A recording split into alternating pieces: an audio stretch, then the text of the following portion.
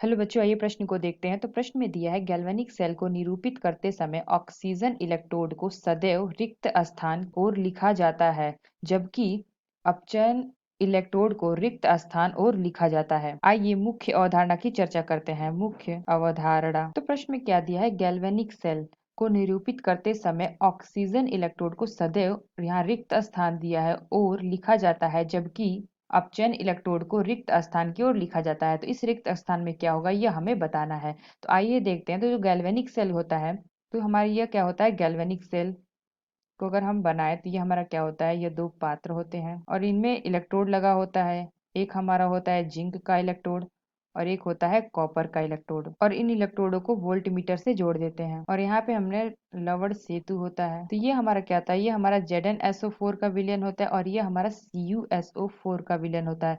तो यह इलेक्ट्रोड हमारा जिंक का होता है और यह कॉपर का होता है। तो जो जिंक का होता है ये हमारा एनोड होता है, एनोड, और ये कॉपर की साइड हमारा होता है कैथोड। ये एनोड हमारा माइनस होता है और कैथोड प्लस, और ये हमारा है लवण सेतु। तो जो हमारा एनोड होता है, एनोड पे क्या होता है, ऑक्सीकरण की क्रिया होती है। ऑक्सीकरण, ऑक्सीकरण की क्रिया होती है। जबकि कैथोड पे क्या होता है, अपचयन की क्रिया होती है, यानी कि इलेक्ट्रॉन यहाँ पे क्या होता है, ग्रहण किए जाते हैं, अपचयन। और एनोड पे क्या होता है, ऑक्सीकरण की क्रिया, यानी कि इलेक्ट्रॉन यहाँ पे त्यागे जाते हैं। तो प्रश्न में क्या दिया है, गैल्वेनिक सेल को निरूपित करते समय ऑक्सीकरण इलेक्ट्रोड को सदैव, तो ऑक्सीकरण इलेक्ट्रोड यानी कि ऑक्सीकरण कहाँ हो रहा है, हमारा एनोड पे।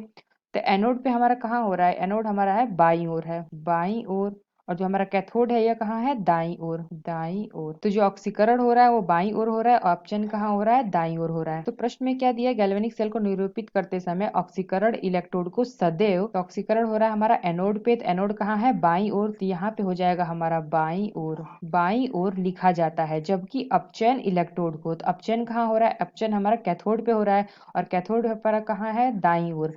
तो हम लिख सकते हैं कि अपचयन इलेक्ट्रोड को दाईं ओर, दाईं ओर लिखा जाता है। तो ये हो गया हमारे प्रश्न का उत्तर। गैल्वेनिक सेल को निरूपित करते समय ऑक्सीकरण इलेक्ट्रोड को सदैव बाईं ओर लिखा जाता है। तो ऑक्सीकरण इलेक्ट्रोड यहाँ पे क्या होता है, इलेक्ट्रॉन त्यागने की क्रिया होती है, यानी कि ऑक्सीकरण होता है। जबकि अपचयन इलेक्ट्रोड यानी कि यहाँ पे इलेक्ट्रॉन ग्रहण करने की होती है, तो यहाँ पे क्या होता है, यह बाईं ओर लिखा जाता है। तो आशा करते हैं आपको समझ में आया होगा। धन्यवाद।